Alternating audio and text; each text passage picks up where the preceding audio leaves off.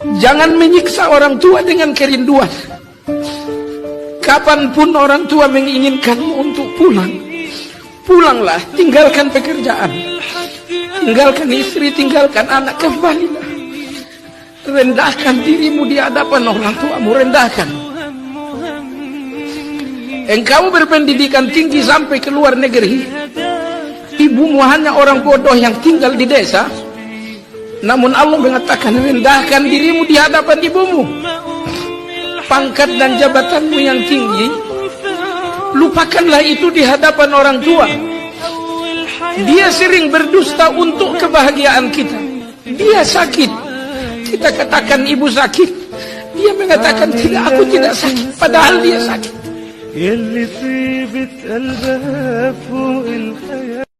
Saya sandaran di tiang, tiangnya ambruk, sayanya jatuh. Saya sandaran di tembok, temboknya runtuh, saya juga runtuh. Saya sandaran kepada orang kaya, dia jatuh miskin, saya bangkrut. Saya sandaran kepada jenderal, dia pensiun, saya selesai. Tapi kalau saya sandaran hanya kepada Allah, Allah tidak akan pernah miskin, Allah tidak akan pernah lumpuh, Allah tidak akan pernah terpuruk, dan Allah tidak akan pernah berkurang kekuasaannya.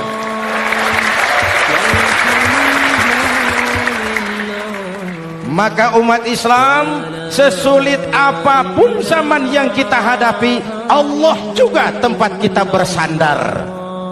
Jelas? Rasulullah bersabda, barang siapa yang mengucapkan Alhamdulillah 100 kali, Alhamdulillah saja 100 kali, sebelum terbit matahari di pagi hari dan sebelum tenggelam matahari di sore hari, pahalanya apa? Seperti orang bersedekah 100 kuda perang fisabilillah. Allahu Akbar. Saya menghitungkan Alhamdulillah 100 kali tak sampai 3 menit. Siapa yang mampu bersedekah kuda perang? Tidak ada yang mampu. Tapi dengan ucapan Alhamdulillah saja 100 kali, tidak melebihi 3 atau 4 menit, kita mendapatkan nilai sedekah 100 kuda fisabilillah. Hadis sahih. Banyak pertanyaan yang seperti ini. Kenapa kalau saya walaupun saya tetap sholat tapi maksiat tetap jalan, atau orang lain sholat tetap maksiat? Justru jawabannya pada ayat itu, inna salata tanha anil fahsya'i wal munkar. Jangan bingung kalau kalian tidak bisa meninggalkan dosa. Cukup sempurnakan sholatmu, Allah yang akan mencabut keinginanmu untuk berbuat dosa. Itulah jawabannya. Kadang-kadang orang membalik maknanya, percuma kamu sholat maksiat terus. Bukan itu, justru sebaliknya. Dengan menyempurnakan sholatmu, itulah nanti keinginan burukmu dicabut oleh Allah Subhanahu wa ta'ala. Jadi kalau kita merasa masih banyak dosa, gak usah repot-repot, sempurnakan sholatmu. Dosa perbuatan-perbuatan hinamu akan dijauhkan keinginannya oleh Allah yang maha menciptakan keinginan di hati kita. Sehelai rambut wanita, selai rambut wanita yang dilihat oleh lelaki yang bukan mahramnya dengan sengaja, balasannya 70.000 tahun di dalam neraka. Satu hari di akhirat sama dengan 1000 hari di dunia. Seorang wanita yang akan masuk dalam neraka akan menarik 4 lelaki. Mereka itu yakni ayah kandungnya, lalu adik-beradik laki-lakinya, kemudian suaminya, lalu anak kandung laki-lakinya. Sangat dahsyat hukumannya. Putri Rasulullah kemudian menanyakan apa yang dilihat ayahandanya. Aku lihat ada perempuan digantung rambutnya, otaknya mendidih. Aku lihat perempuan digantung lidahnya, tangannya diikat ke belakang dan timah cair dituangkan ke dalam tengkoraknya.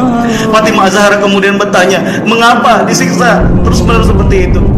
Rasulullah menjawab, wahai putriku, adapun mereka yang tergantung rambutnya hingga otaknya mendidih adalah wanita yang tidak menutup rambutnya sehingga dilihat oleh lelaki yang bukan. Ada satu doa, tolong Bapak Ibu hafal.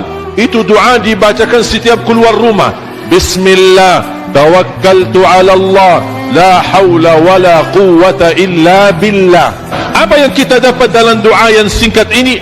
Pertama, akan Allah berikan petunjuk. segala urusanmu akan lancar karena ada petunjuk dari Allah Subhanahu wa taala.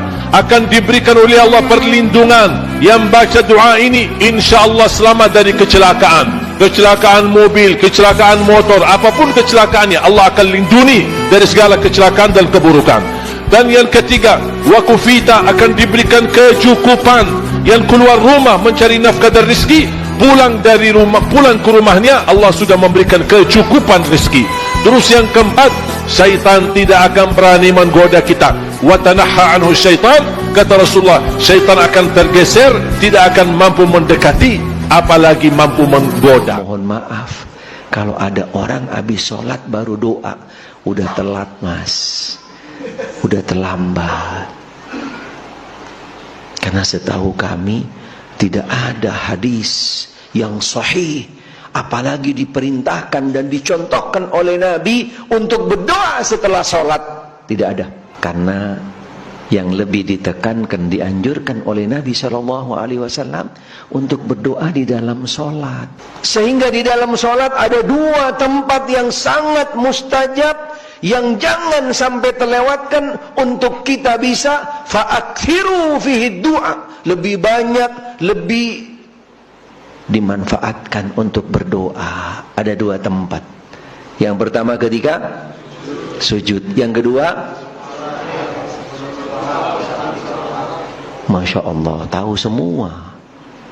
Karena setelah sholat diperintahkan untuk zikir. Silakan cek dalam Al-Quran. Fa'idha qadaitumus salata fadhkurullah. Tidak ada diperintahkan seseorang selesai ibadah itu untuk berdoa. Fa'idha qadaitum manasikakum fadhkurullah.